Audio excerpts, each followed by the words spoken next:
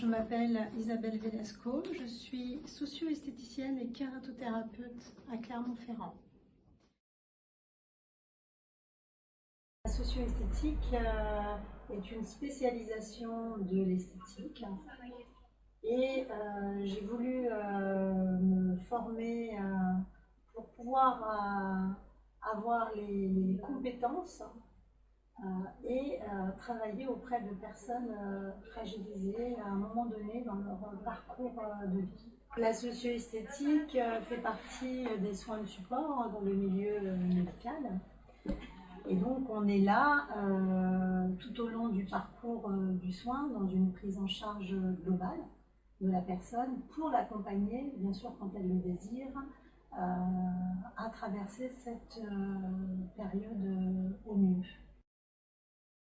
Alors, ce qu'on fait, c'est qu'on apporte des soins et des recommandations également aux personnes qui viennent nous voir. Donc, c'est un travail qui se fait en pluridisciplinarité au sein donc, des structures médicales où je travaille. Et donc, souvent, ce sont les médecins ou les équipes soignantes qui nous recommandent, qui nous recommandent les personnes. Donc nous, on les voit dans un premier temps dans un espace que l'on a, ou alors au chevet ou dans les champs pendant les traitements. Et on a un temps d'échange pour déjà bien cibler leurs attentes et leur recommander certaines choses au niveau de l'hygiène, au niveau de certains protocoles, car il y a des traitements qui ont des toxicités particulières, des effets indésirables, notamment au niveau de la peau, au niveau des ongles, au niveau des cheveux également. Et donc on va accompagner ces personnes, en tout cas essayer pour qu'elles puissent se réconcilier avec leur image qui peut être perturbée à un moment donné. Donc notre travail consiste également à apporter des soins de détente au niveau du toucher et également qu'elles puissent par elles-mêmes après, à leur domicile, pouvoir reproduire ces soins. Ça peut les aider à se détendre pendant cette période. C'est vrai que c'est une période difficile pour elles, lorsqu'elles ont perdu par exemple leurs cheveux, leurs sourcils, leurs cils. Donc au niveau de leur image, qu'elles peuvent voir à travers un miroir ou aussi à travers le regard des proches, de la famille, de leur mari, de leurs enfants. C'est vrai que nous, ce qu'on va apporter, ça va être une détente par le biais aussi donc, de soins qui vont pouvoir apaiser ce corps. Souvent le corps se met en protection et on ne s'en rend pas compte forcément. Donc nous on va agir sur ce toucher, cet organe qui est la peau, qui est le plus grand organe que l'on peut avoir. On va justement détendre, essayer de détendre certaines parties du corps, pour qu'elles puissent être aussi mieux dans leur tête, mieux dans leur peau. On va aussi pouvoir, par le biais du maquillage, pouvoir aussi réajuster, réapprendre certains gestes, reconstruire un sourcil, un maquillage, pour justement se sentir mieux aussi pendant cette période.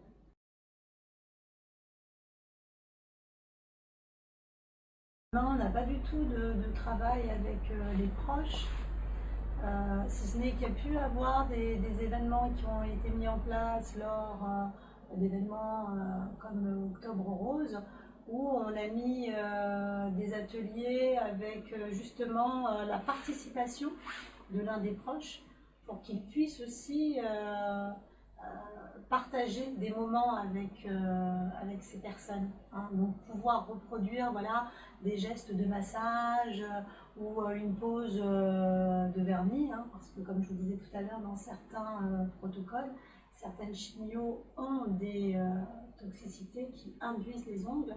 Et là, en l'occurrence, il faut les protéger, ces ongles.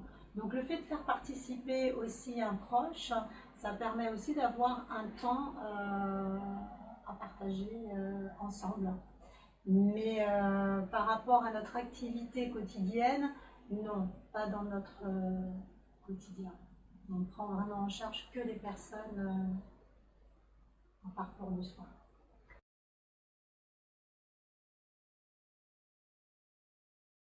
Notre métier, l'importance de notre métier, j'ai envie de dire, c'est vraiment le côté préventif aussi.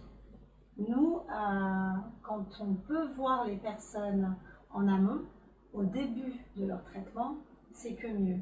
Parce qu'il va y avoir toute une approche vraiment pour expliquer à titre préventif et ne pas attendre que ces effets soient là. Donc on va leur expliquer, on va leur dire ce qu'elles peuvent faire pour se sentir le mieux hein, et pour éviter certains effets indésirables dus au traitement qu'elles vont avoir. Donc il y a aussi des recommandations, il y a aussi un partage, une communication sur les autres soins de support, hein, notamment les personnes qui vont s'occuper des prothèses capillaires, des prothèses mammaires. On a aussi un rôle, on a aussi une partie de communication pour les renvoyer sur les professionnels adaptés.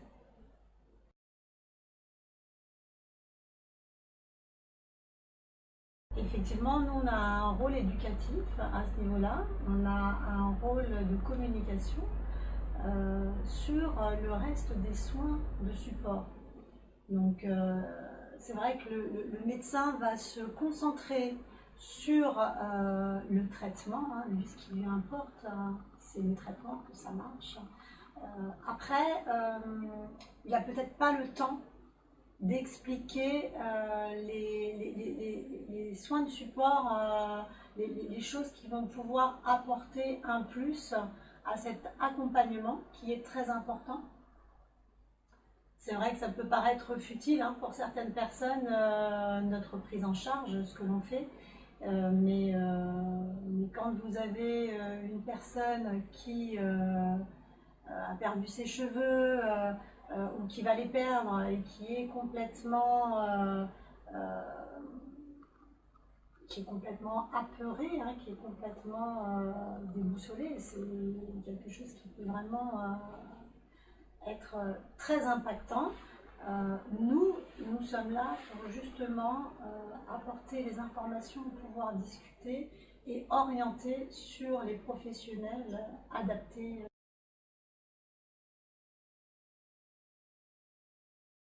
Nous, dans notre cadre, l'accompagnement, il est pendant les traitements. Après, il y a d'autres structures qui vont prendre le relais, mais nous, on accompagne les personnes pendant le traitement pour justement essayer de pallier ces désagréments. Les cheveux vont reprendre vie, si je peux dire ça comme ça, vont commencer à repousser quand les traitements vont terminer. Donc c'est toujours le cheveu, au début le cheveu va tomber, le sourcil, le cil, donc ça va être de même pour la repousse. Hein. Au niveau des ongles, cette toxicité, la toxicité des traitements est dans le corps pendant quand même quelques mois, même après les traitements. Donc souvent on dit entre 6 mois, 1 an, mais un médecin pourra mieux vous répondre que moi à ce niveau-là.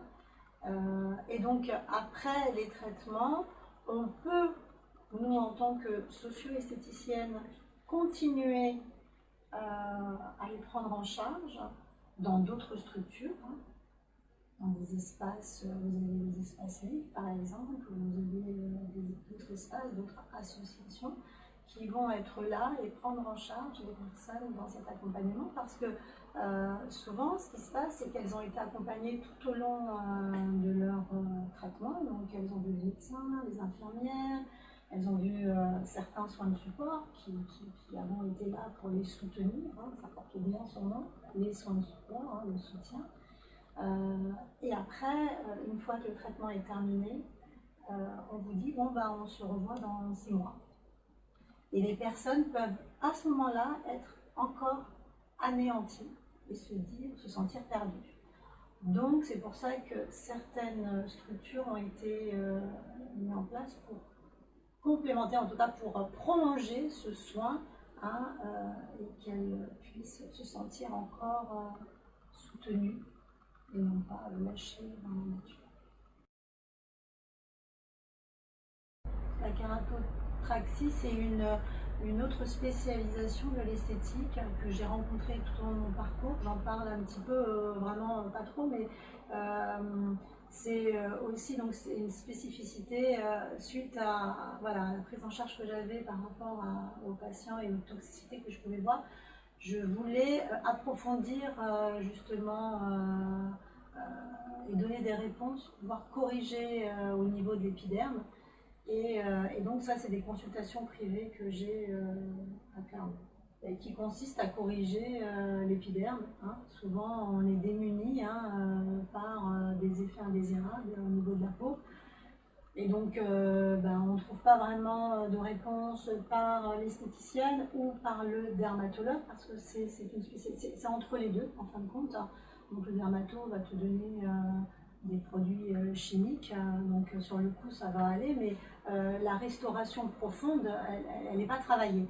Et donc, avec la kératopraxie, on peut donner une réponse plus approfondie. Je me souviens, là, j'ai en mémoire une anecdote d'une femme que je suivais au CHU. Elle m'avait demandé de venir la voir parce qu'elle avait une pilosité qui était apparue sur son visage. Donc cette pilosité s'appelle une hypertrichose.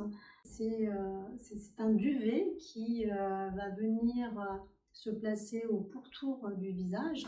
Quand on est mate, brune, quand même assez visible hein, sur le visage. Et donc ça peut être inesthétiquement parlant très, très difficile à supporter. Et je lui avais proposé de l'épiler cette partie du visage, tout en sachant que bien sûr cette pilosité ne repousse pas après, puisque c'est une toxicité due au traitement.